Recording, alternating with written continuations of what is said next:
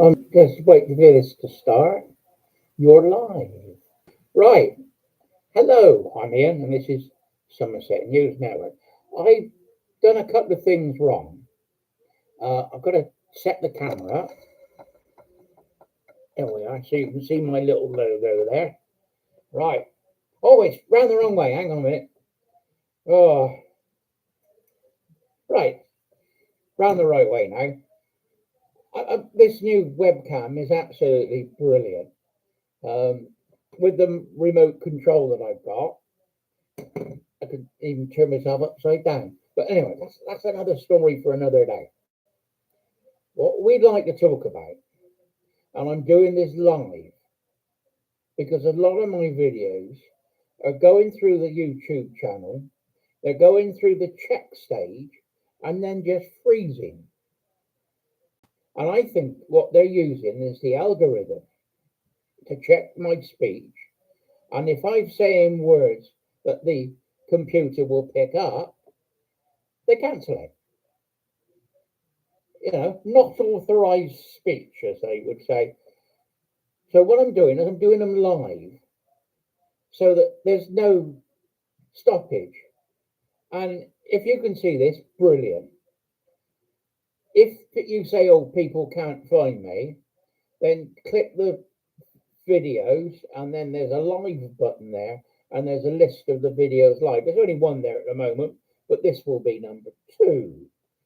Now, I got nobody watching at the moment. I didn't expect that. But you can pick this up later. Now, what we want to talk about.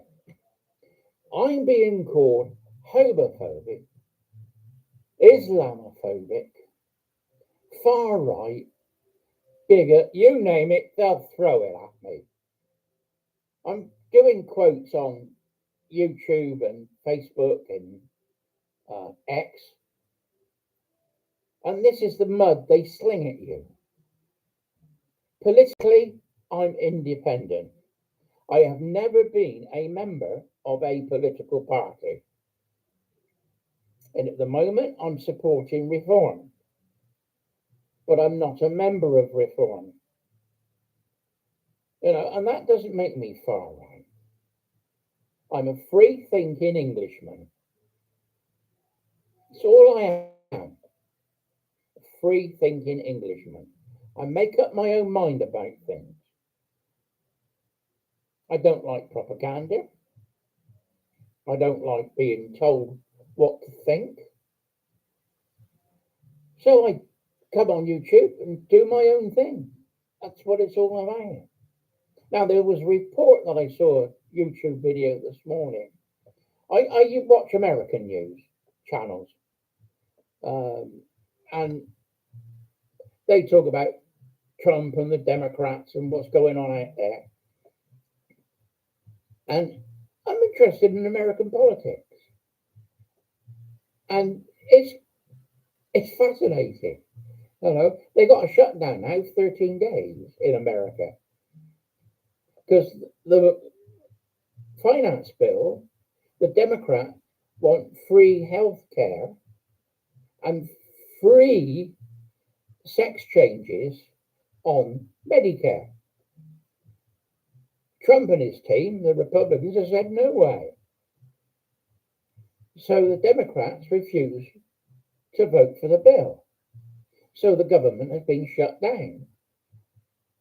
On the other hand, I ought to have my American hat on for this one. On the other hand, the Americans, the Trump administration, have said, hang on a minute. We put everybody on furlough because we can't pay them, but we don't need that department and we don't need that department, and we're giving them money for nothing, and they're sacking them all. The Democrats have played into Trump's hand. Elon Musk was there for 3 months and found all the corruption, or the majority of the corruption, with the USAID. What they were doing was they had the funds and they were sending money to Hamas, allegedly for condoms. I don't know, 4 million condoms or something they sent to Gaza. But what they were also doing was using NGOs, non-government organizations. Now, some of these government organizations were actually set up and run by Democrats. Obama had a foundation. The Clintons have a foundation. Biden's daughter has a foundation. And they are getting USAID money. What they do is USAID gives the money to an NGO. An NGO then gives the money to another NGO. And then that NGO gives it to the foundations of the Obamas, Clintons, and Bidens. It's the way it works. Even Harry and Meghan are in on the scam. They had money from an NGO who got money from another NGO that got money from USAID and gave one lot of money to Chelsea Clinton, Clinton's daughter, and the other lot to Biden's daughter for her foundation. And this is the way the scam's been working for years. And it's all taxpayers' money. They've been funding political organizations abroad to create civil wars. And that's through the CIA as well. The people coming in through the border, USAID was giving money to organizations like the Red Cross. Yes, the Red Cross. And they had way stations from South America all the way up through Uruguay and up through to Mexico into the southern borders. They were bussing them in. And Trump closed the border and stopped that. Now, what we find now is we have the boat people. We have people coming in who are undocumented, illegal immigrants. They are managing to pay £2,000 to £5,000 to get across the channel. Have they already got that money, or are they being loaned that money by loan sharks working with the people traffickers? That question has not been answered yet. Now, if those people are here and they're illegal, we've got a company that's looking after them. It's not the government looking after them, they're just paying for it. We have a company, and one name that's been used is Serco.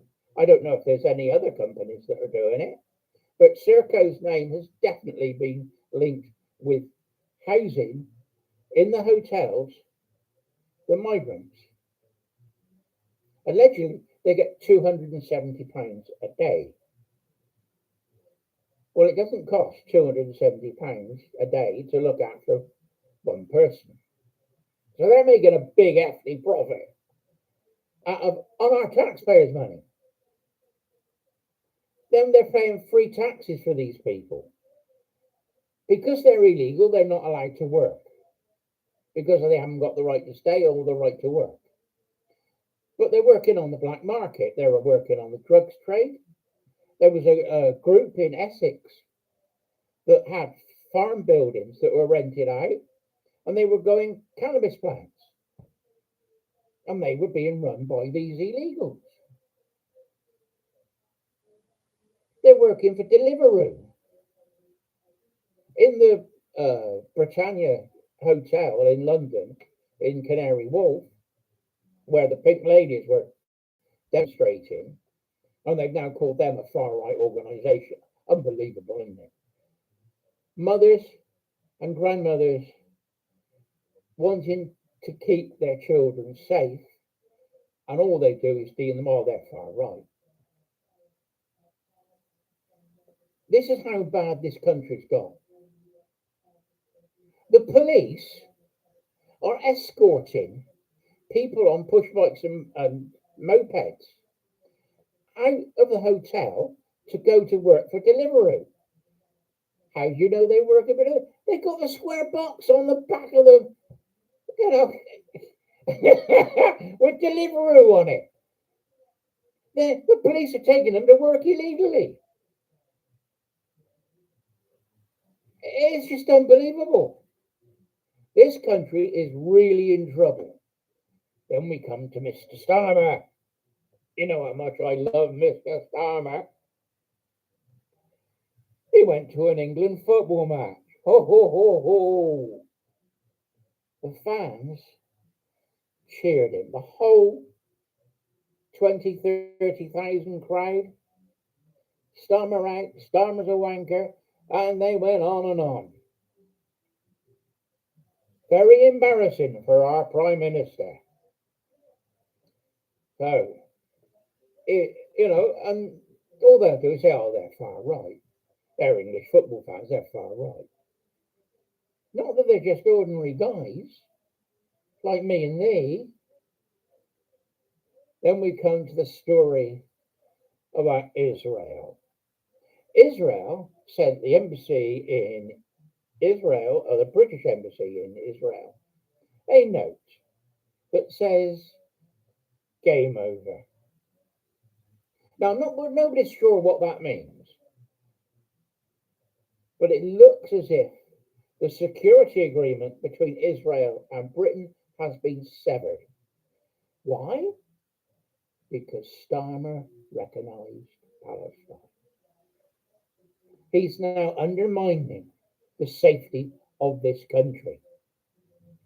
Not only is he letting in people we don't know their backgrounds, if they're rape gangs, terrorists, or murderers across the channel and paying for them, but now the intelligence that we need to keep this country safe, that Israel may have and may help us, has been severed. Starmer was in Egypt, and he took the usual photographs with the other world leaders, the big I am. And then they're all lined up on the podium, and Mr. Trump's talking. And he said, oh, where's the UK? And he turns around, and this Starmer steps forward, shakes his hand. Now, I don't know what was said, but I don't think it was very complimentary to Mr. Starmer, because he went back to Trump turned his back on Starmer. A different cutout, you could see it, the body language. Starmer looked very sheepish. He looked like he was a lost little boy in the wrong place. One commentator said, oh, it looks like he's pooed his pants. And he did. His face was unbelievable. The Italian president, the lady, I can't remember her name, was talking to somebody else and giggling and laughing. They knew what was going on. Anyway, let's take that off a minute. So Israel has sent the note to the British embassy saying game over. Everybody's trying to figure out what this means. It means that the Israelis aren't going to help us anymore with any security information, which leaves our country vulnerable. You can see the what's happening, and it's all because of Starmer. Now, I think if I did this video and recorded it and uploaded it, it would not have passed the checkpoint on YouTube. So I do these live. I know it's only, 15 minutes, and nobody's watching, but a couple of people will watch afterwards. Anyway, Ian, Somerset News Network. Bye-bye for now, and there might be another one.